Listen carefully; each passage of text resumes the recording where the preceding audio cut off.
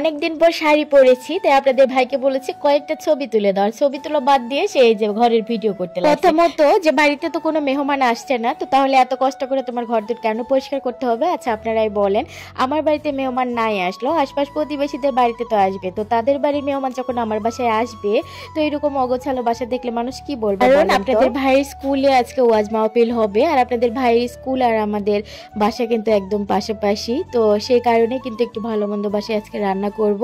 আর আজকে কিন্তু কোনো মেহমানদের একদমই দাওয়াত করা হয়নি, যেহেতু হুট করে ওয়াজ মাহফিলটা হচ্ছে, যার কারণে আজকে কাউকে দাওয়াত করা হয়নি। আর রান্নাবাড়ি করতে করতে মনটা কিন্তু খুবই খারাপ লাগছে, কারণ প্রতি বছর এই দিনে পরিবারের সবাইকে, আমার বাবার বাড়ি, শ্বশুর বাড়ি, সবাইকে দাওয়াত করে নিয়ে আসা হয়।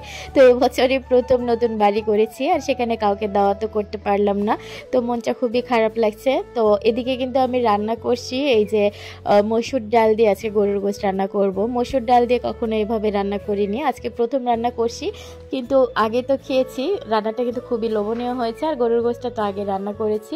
আর এদিকে একটু আমার মেয়ের জন্য পোলাও রান্না করছি। আমার মেয়ের কিন্তু পোলাওটা খুবই পছন্দ, আপনাদের ভাই কিন্তু পোলাওটা খেতে চায় না, তো যার কারণে একদম অল্প করে সয়াবিন তেল দিয়ে ভাতের মতো করে রান্না করি এইভাবে।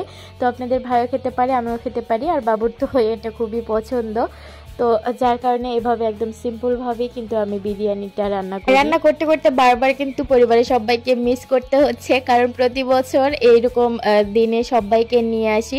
গত বছর ওয়াজ মাহফিলের ভিডিও আপনারা দেখেছিলেন, প্রচুর মেহমানকে নিয়ে এসেছিলাম, কিন্তু এবার আনা হলো না, কারণ যেহেতু বাবুর স্কুল চলছে, তো স্কুল থেকে এসে রান্নাবাড়ি কিছু করব না, তো যেহেতু ছোট বাচ্চা আছে, তো তার জন্য তো কিছু ভালো মন্দ রান্না করতেই হয়। তো স্কুল থেকে এসে একদম সন্ধ্যার দিকে কিন্তু রান্নাবাড়ি করতে লেগেছি।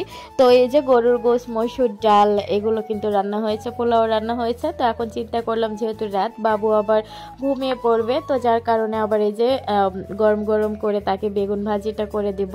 আর বেগুন ভাজি কিন্তু বাবুর খুবই পছন্দ, তো যখনই কোনো রান্নাবাড়ি করি, আগে আমার মা এরকম করে করতো যে আমার পছন্দের খাবারগুলো, তো আমি যখন আবার রান্নাবাড়ি করি, তো তার কথাগুলো এরকম চিন্তা করে রান্না করি যে সে কি খেতে পছন্দ করে, কোন খাবারটা তার বেশি পছন্দ করে, তো যার কারণে সেভাবে রান্নাবাড়ি করার চেষ্টা করি। আর এই যে বিরিয়ানি, মসুর ডাল, তারপরে এদিকে গরুর গোশত, বেগুন ভাজি, সবগুলো কিন্তু রান্নাবাড়ি হয়েছে। তো এদিকে দেখছি আমার এক প্রতিবেশী ভাবি আবার অনেকগুলো খাবারও নিয়ে এসেছে, তো তাকে আবার খাবারগুলো দিয়ে আসলাম। গ্রামে যখনই কোনো অনুষ্ঠান হয় দেখবেন এক বাড়ি থেকে আরেক বাড়িতে কিন্তু এইভাবে খাবার দিয়ে আসে। এই জিনিসগুলো যারা গ্রামে থাকবেন তারাই শুধুমাত্র মিস করবেন। এই যে প্রতিবেশী ভাবির জন্য কিন্তু এগুলো খাবার আবার পাঠিয়ে দিলাম।